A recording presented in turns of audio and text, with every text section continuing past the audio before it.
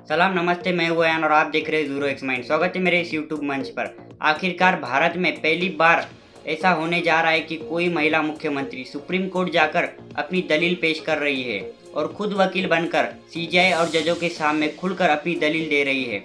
और क्यों चौंक गए सुप्रीम कोर्ट के जज और परेशान हो गए सीजीआई सूर्यकांत ममता बनर्जी की दलील तर्क से। यानी आप कह सकते हैं कि इतिहास में पहली बार ममता बनर्जी ने वो कर दिया जिसे ना अमित शाह कर पाए, ना मोदी कर पाए और ना ही कोई भाजपा का मंत्री कर पाया। जानेंगे आज की इस वीडियो में। उससे पहले आप चैनल पर नए हो तो चैनल को सब्सक्राइब और वीडियो को लाइक जरूर करें। पश्चिम बंगाल की शेरनी कहलाने वाली ममता बनर्जी ने एसआईआर को लेकर पिछले 3 दिनों से दिल्ली में रुकी हुई थी। एसआईआर को लेकर मुख्य चुनाव आयोग से सवाल के लिए, लेकिन मुख्य चुनाव आयोग मुख्य ज्ञानेश कुमार ने कोई भी जवाब एसआईआर को लेकर ममता बनर्जी को नहीं दिया। यहाँ तक कि ममता बनर्जी ने खुद मुख्य चुनाव आयोग को 5 से 6 बार पत्र भी लिखा, लेकिन कोई भी जवाब चुनाव आयोग देने को तैयार नहीं।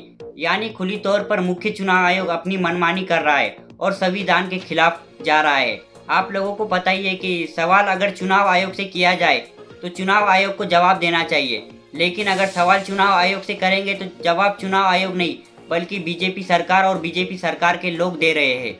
मतलब अब देश में ऐसा हो गया है कि कोई भी चीज़ के खिलाफ या अपने अधिकार के खिलाफ अगर आवाज़ उठाओ तो वो बीजेपी सरकार ही तय करेंगी। अब मुख्य चुनाव आयोग से क्या ही उम्मीद रखे। इसी को चलते ममता बनर्जी चुनाव आयोग के दफ्तर में भी पहुंची, लेकिन मुख्य चुनाव आयोग ने अपने दफ्तर के बाहर पुलिस फोर्स तैनात कर दी। Brother, what happened? Why you people are here? Please, you know, stop my dongo bhavan ki baat. What happened? क्यों क्या हुआ आप लोगों ने क्या करना है इधर में? दिल्ली पुलिस ने क्यों आप लोग थ्रेट कर रहा है? क्या किया है? अब इधर में रुको। मतलब आप देख सकते हैं कि किस तरह का दोगला और बीजेपी का दलाल हो चुका है चुनाव आयोग। ममता बनर्जी पश्चिम बंगाल के एसआईआर को लेकर मुख्य चुनाव आयोग से अपनी मांग कर रही है। ममता बनर्जी की मांग है कि वोटर के नाम उचित तरीके से हटाए जा रहे हैं चुनाव आयोग के जरिए, और वही बीएलओ पर बैठे मतदाता अधिकारियों पर मुख्य चुनाव आयोग दबाव बना रहा है और लोगों को डराया जा रहा है। इसी को लेकर लोग तनाव में आकर अपनी जान दे रहे हैं। लेकिन पश्चिम बंगाल की शेरनी कहे जाने वाली ममता बनर्जी आखिर जब अपने कई लोगों के साथ ज्ञानेश कुमार के दफ्तर गई, और उसमें कई लोग ऐसे थे जिनका चुनाव आयोग ने मृत्यु बोलकर एसआईआर प्रक्रिया से वोटर लिस्ट से नाम हटवा दिया, और ममता बनर्जी के साथ और भी ऐसे लोग थे जिनका परिवार का सदस्य बीएलओ के दबाव में चलते मारे गए। इन सारे लोगों को ममता बनर्जी के जरिए मुख्य चुनाव आयोग ज्ञानेश कुमार के सामने रखा गया।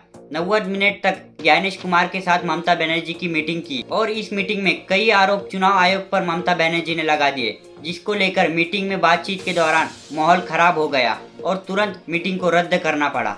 और जब ममता बनर्जी की ज्ञानेश कुमार से इन मुद्दों को लेकर बातचीत नहीं बनी तो ममता बनर्जी खुद वकील बनकर सुप्रीम कोर्ट ऑफ इंडिया में अपने कई सीनियर वकीलों के साथ अपनी दलील पेश की, जिसमें श्याम जीवन, सीनियर एडवोकेट गोपाल शरण नारायण और सीनियर एडवोकेट कपिल सिब्बल और ममता बनर्जी की पार्टी के सांसद कल्याण बनर्जी के साथ खुद वकील बनकर सुप्रीम कोर्ट में अपनी दलील पेश करने लगी। और वही सीजीआई सूर्यकांत के सामने मुख्य चुनाव आयोग को और ज्ञानेश कुमार को पूरी तरह से सुप्रीम कोर्ट में ममता बनर्जी ने घसीट दिया।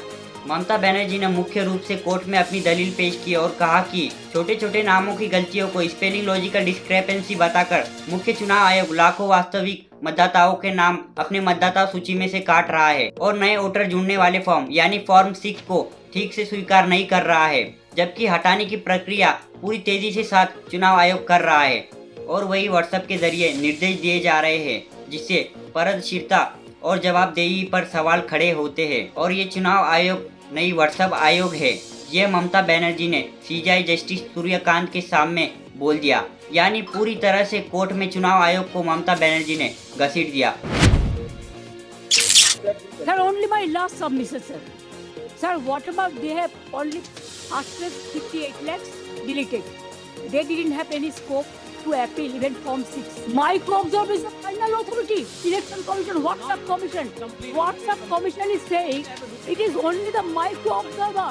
Only they are deleting all the names.